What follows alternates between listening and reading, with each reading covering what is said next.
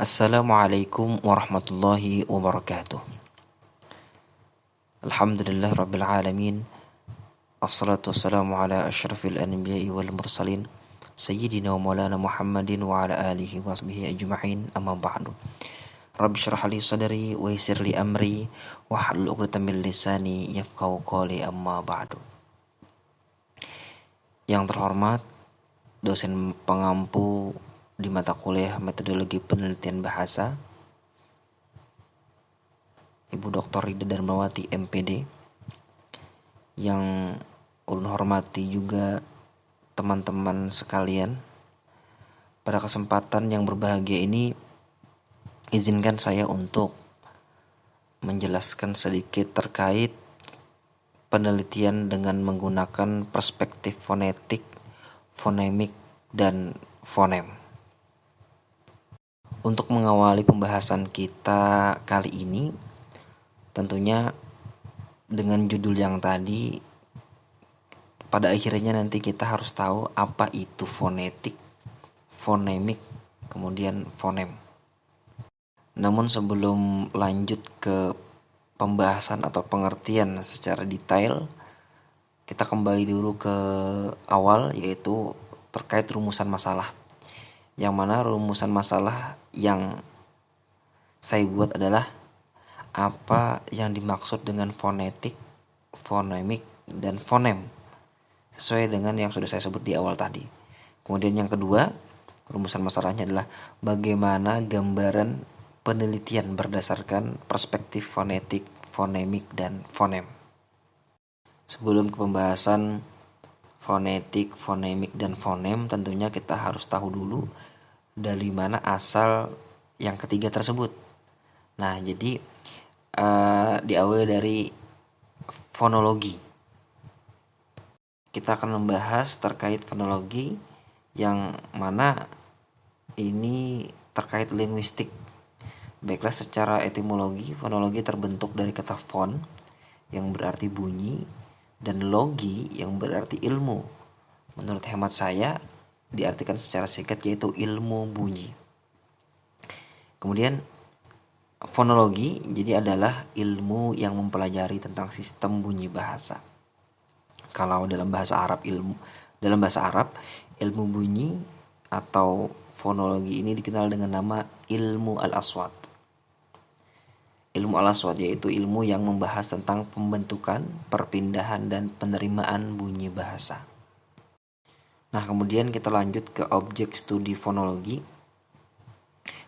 Jadi fonologi itu membagi menjadi dua, yaitu fonetik dan fonemik, yang sudah saya singgung di awal tadi. Kemudian fonetik itu terbagi menjadi tiga lagi, yaitu fonetik artikulatoris, kemudian fonetik akustik, dan fonetik auditoris. Nah, kemudian kalau untuk fonemik itu juga ada terbagi atau mungkin memiliki cabang, yaitu fonem, kemudian alofon. Kemudian, nah, apa yang dimaksud dengan itu semua? Oke, baiklah. Untuk fonetik yaitu salah satu cabang ilmu bunyi yang khusus membicarakan masalah-masalah bunyi tanpa memperhatikan fungsi dan makna bunyi tersebut. Misalnya cara memproduksi suatu bunyi atau makhraj dan sifatnya. Dan sedangkan fonemik yaitu ilmu yang mempelajari tentang fonem atau satuan bunyi terkecil yang membedakan makna. Nah, jadi untuk fonem itu masuk di dalam fonemik. Nah, secara singkat, bila fonetik itu mengkaji bunyi bahasa berdasarkan aspek fisiknya saja atau bagaimana memproduksi bahasa, bagaimana makhrajul hurufnya. Nah, maka fonemik itu mengkaji bunyi bahasa berdasarkan fungsinya atau sebagai pembeda makna dan terkait dengan bahasa tertentu. Kemudian fonetik yang saya sebutkan tadi itu kan terbagi menjadi tiga. Nah, yang pertama ada fonetik artikulatoris, disebut juga fonetik organis atau fonetik fisiologis, yang mana mempelajari bagaimana mekanisme alat-alat bicara manusia yang bekerja dalam menghasilkan bunyi bahasa, serta bagaimana bunyi-bunyi diklasifikasikan atau dibagi. Yang kedua, fonetik akustik. Nah, ini mempelajari bunyi bahasa sebagai peristiwa fisik atau fenomena alam. Bunyi-bunyi itu diselidiki frekuensi getarannya, amplitudonya, intensitasnya, dan timbrenya. Nah, yang terakhir itu fonetik auditoris. Kalau fonetik auditoris itu mempelajari bagaimana mekanisme penerimaan bunyi bahasa itu oleh telinga kita. Nah, dari ketiga fonetik tersebut, itu untuk pembahasan kita kali ini itu lebih mendekati ke fonetik artikulatoris. Nah, kemudian saya mencoba menjelaskan terkait pembagian yang fonemik, yang mana fonemik tadi di dalamnya ada fonem, yaitu bagian atau kesatuan terkecil dari sistem bunyi bahasa yang mempunyai fungsi tersendiri sebagai pembeda makna. Nah, tapi ada lagi juga sebutan lain, yaitu alofon, yang mana alofon yaitu bagian terkecil dari bahasa yang tidak memiliki fungsi pembeda. Jika diganti maka tidak akan berpengaruh terhadap perubahan makna. Maksudnya, misalnya diganti hurufnya, maka tidak akan berpengaruh terhadap perubahan makna. Nah, itu alofon. Kalau terjadi perubahan, maka di situ disebut fonem. Nah, sebenarnya untuk pembahasan fonem atau mungkin bunyi itu sebenarnya sangat banyak untuk pembahasannya terkait fonem-fonem ini. Nah, namun di pembahasan kali ini kita atau saya sendiri tidak memfokuskan ke terkait macam bunyi.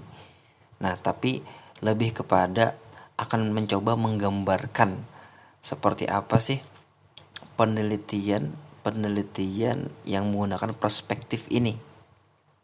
Nah, mungkin untuk lebih dalamnya terkait pembagian macam bunyi, kemudian aspek dan sebagainya, aspek-aspek bunyi. Nah, mungkin nanti bisa dilihat di makalah langsung, karena memang di situ saya jelaskan secara rinci untuk pembagiannya. Nah, karena untuk di judul itu sudah spesifik, yaitu penelitian dengan menggunakan perspektif fonetik, fonemik, dan fonem. Nah, maka di sini yang saya bilang tadi itu mencoba menggambarkan, memberikan pandangan seperti apa sih penelitian ini, atau mungkin menggunakan apa gitu penelitian ini. Nah, dari berbagai banyaknya bacaan yang dibaca itu untuk penelitian dengan perspektif ini itu saya menyimpulkan atau memberi saran.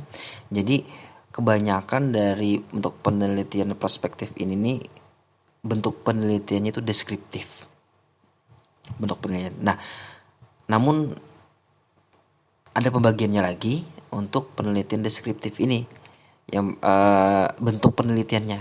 Jadi yang pertama itu ada studi survei, ada studi kasus, studi komparatif, studi korelasi, studi kausal komparatif, analisis isi, dan analisis filsafat. Nah, maksudnya kalau untuk studi survei itu penyelidikan dengan gerak ke arah luas dan merata yang digunakan untuk melakukan penarikan kesimpulan secara umum dari sampel yang ditentukan.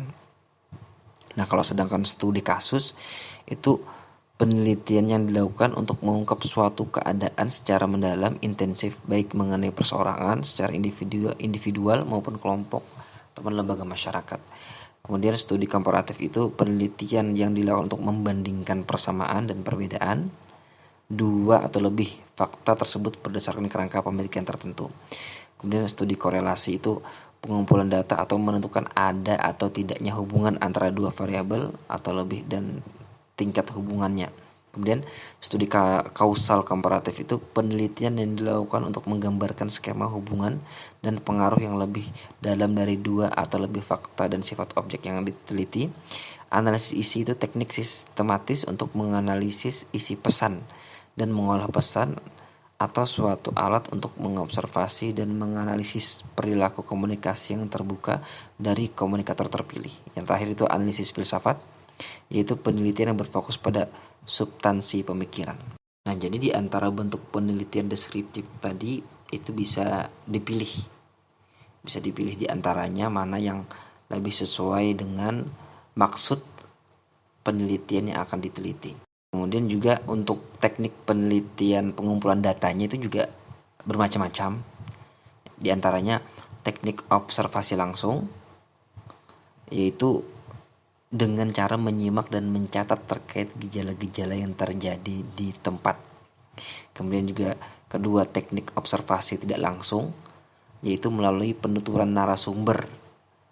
Kemudian ada ketiga, teknik komunikasi langsung, yaitu maksudnya dengan wawancara dan perekaman antara peneliti dan informan. Kemudian yang keempat ada teknik komunikasi tidak langsung, yaitu melalui angket yang disebar. Kemudian juga terakhir ada teknik studi dokumenter, yaitu mengumpulkan data dan mempelajari melalui dokumen-dokumen yang tersimpan. Nah, jadi untuk teknik pengumpulan data ini juga menyesuaikan keadaan dan maksud yang diteliti. Nah, jadi seperti itu yang bisa saya sampaikan terkait metode apa yang digunakan, dan saya rasa ya tadi deskriptif seperti dengan pembagian-pembagian yang seperti tadi. Juga dibuktikan dengan contoh-contoh jurnal yang saya dapatkan, yaitu kebanyakan memang mungkin hampir semuanya lah. Jadi penelitiannya itu dengan rancangan deskriptif. Walaupun mungkin deskriptifnya bermacam-macam gitu kan, tapi tetap dengan deskriptif. Nah, contoh pertama yaitu penelitian berdasarkan perspektif fonetik atau fonologis. Nah, di sini penelitian ini adalah penelitian kualitatif yang menggunakan rancangan deskriptif eksplanatoris. Nah, yang mana di sini meneliti terkait tutur kata, dan sumber data utama penelitian ini adalah bahasa Arab ragam lisan yang dituturkan oleh penutur asli bahasa Arab dari Mesir dan Saudi Arabia. Maksudnya ini membedakan antara Mesir dan Saudi. Dan teknik pengumpulan datanya pun di sini penelaahan berulang-ulang terhadap sumber data nantinya akan dianalisis. Nah, kemudian yang kedua itu terkait analisis kesalahan dalam bidang fonologi pada unggahan akun YouTube Sekretariat Presiden. Nah, penelitian ini menggunakan desain penelitian kualitatif, yaitu penelitian dengan hasil data yang diperoleh dengan metode deskriptif dari objek pengamatan. Kemudian penelitian ini mengumpulkan data kualitatif berupa deskripsi yang detail. Dan fokus penelitiannya adalah pada tuturan yang mengalami kesalahan. Sumber datanya berupa tuturan lisan, kemudian penulis mentranskripsikan tuturan lisan ke dalam tulisan berupa teks.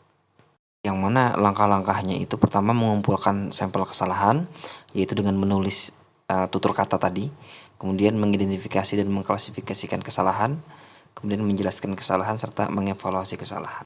Kemudian ada judul lain yaitu analisis fonetik segmentasi terhadap inteligibilitas pengucapan bahasa Inggris guru bahasa Inggris non penutur asing. Nah, di sini juga sama nih. Penelitian ini dilakukan dengan desain deskriptif kualitatif. Yang mana di sini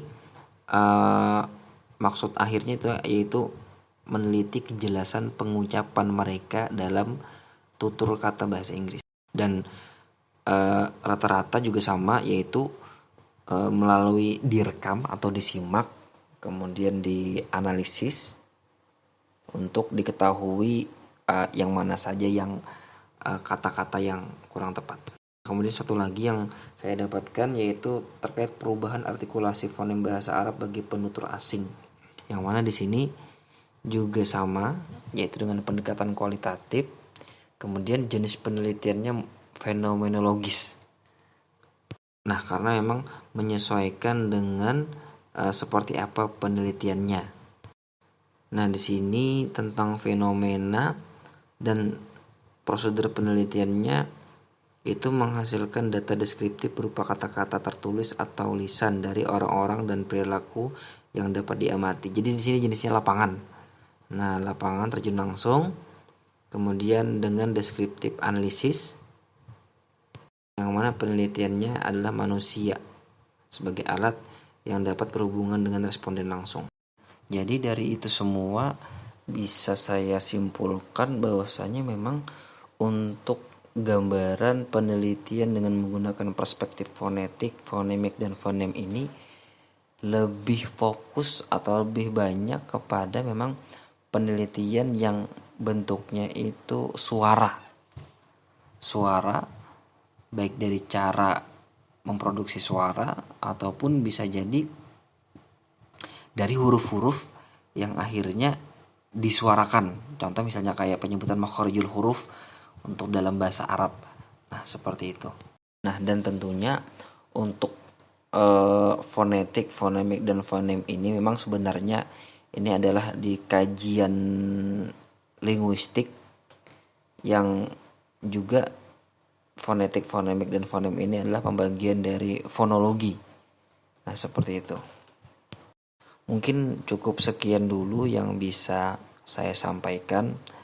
Kurang lebihnya mohon maaf, dan mungkin kalau ada yang kurang jelas juga nanti bisa kita coba diskusikan sehingga kita bisa sama-sama mendapat pencerahan atau mungkin bisa membayangkan bagaimana penelitian yang seperti ini, dan mudah-mudahan bisa dipahami oleh teman-teman sekalian. Dan saya akhiri, assalamualaikum warahmatullahi wabarakatuh.